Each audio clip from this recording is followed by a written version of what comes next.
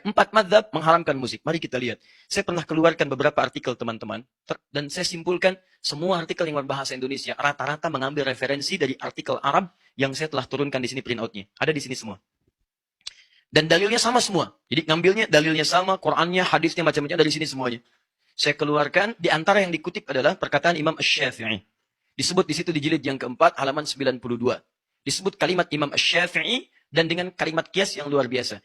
Perhatikan baik-baik. Di situ disebutkan kalimat bahwa Imam Asy-Syafi'i tidak membenarkan wasiat dengan alat musik.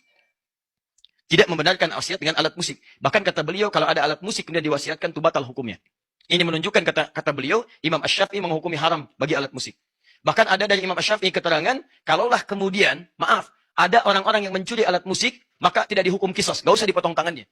Karena dia mencuri sesuatu yang diharamkan. Paham sampai sini? Pernah dengar kalimat itu? Nah, saya mencoba meneliti, sampai jam 2 saya cari, karena nggak disebutkan di bagian apa itu dimaksudkan. Dan itu yang menyalin juga beberapa kalangan, ada yang gelarnya cukup tinggi, ada yang sampai PhD dan sebagainya, ada yang sebagian pernah juga mentahdir saya dan seterusnya, nggak ada masalah. Kita kumpulkan, kemudian kita keluarkan, saya sampai bilang kepada staf kami, tolong berikan, cari buku Al-Um, karena disebutkan Al-Um. 9 jilid kita buka setiap jilidnya, ditemukan jilid yang keempat.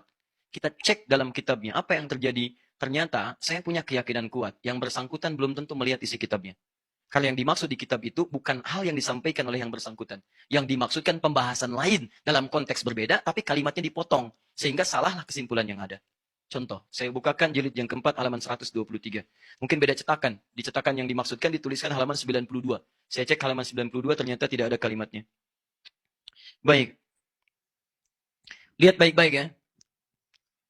Bab ma yajuzu minal wasiyah fi halin wa la yajuzu fi halin ukhra. Bab ma yajuzu minal wasiyah, ma yajuzu minal wasiyah fi halin wa la yajuzu fi ukhra. Bab tentang wasiat pada satu hal yang unik sifatnya. Keadaan tertentu boleh, keadaan tertentu tidak boleh. Jadi ada benda yang diwasiatkan untuk ahli waris, benda ini unik sifatnya. Dia saat yang bersamaan bisa diwariskan, bisa tidak diwariskan. Apa di antara pembahasan yang dibahas ini? Banyak. Ada wasiat tentang pemberian anjing. Ada. Anjing apa hukumnya? Dalam madhab Syafi'i itu haram mutlak. Dalam madhab Syafi'i. Haram mutlak. Ya, najis aini. Najis aini. Jadi kalau disentuh pun Anda mesti cuci tangan. Ya, cuci tangannya 7 kali. Salah satunya menggunakan apa?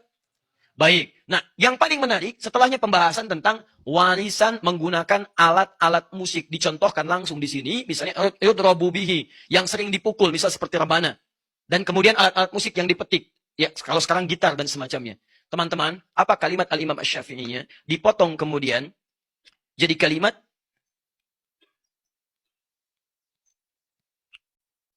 wa illam yasluh illa lidarbi lam tajuz 'indi. Dipotong sampai situ. Dan kalau wasiat tentang alat musik itu hanya dimaksudkan untuk alat pukul, alat musik saja, maka wasiat itu tidak boleh menurut saya, batal. Teruskan, disambung lagi kemudian wa in kana la yasluhu illa lidarbi batalat 'indil wasiyah wa hakadzal qaul fil mazamir kulliha. Ini yang dikutip sampai sini saja. Yang dikutip sampai sini saja. Lihat kalimatnya. Fa in kanat lahu wa in kana la yasluhu illa lidarbi batalat 'indil wasiyah. Kalau wasiat itu dimaksudkan alat musik yang biasa dipukul, kalau terjemahannya dipotong, maka maknanya berubah. Kalau yang diwasiatkan itu adalah alat musik yang biasa dipukul, maka menurut saya hukumnya batal wasiat, kata Imam Asy-Syafi'i.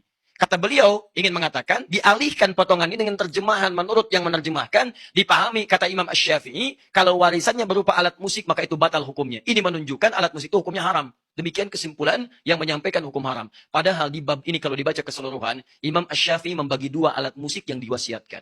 Alat musik pertama, sama alatnya, sama-sama rebana. Tapi yang pertama, dipukul untuk yang bermanfaat. Seperti motivasi orang pada kebaikan, konteks dulu untuk berperang, perang jihad. Jadi ketika mau jihad, didorong, bikin syair, Hasan bin Sabit dipukul rebana, dang, ding, dung, gendang dipukul dan sebagainya. Kata Imam Asy-Syafi'i, kalau itu yang diwariskan, maka halal hukumnya. Alatnya sama.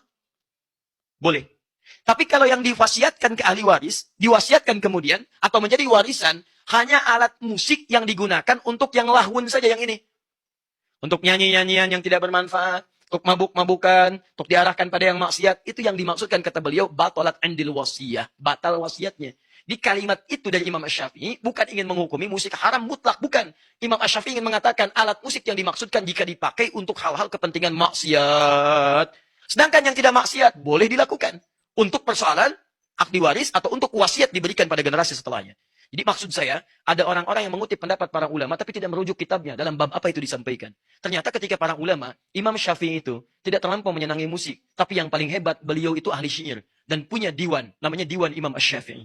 Punya kumpulan-kumpulan syair.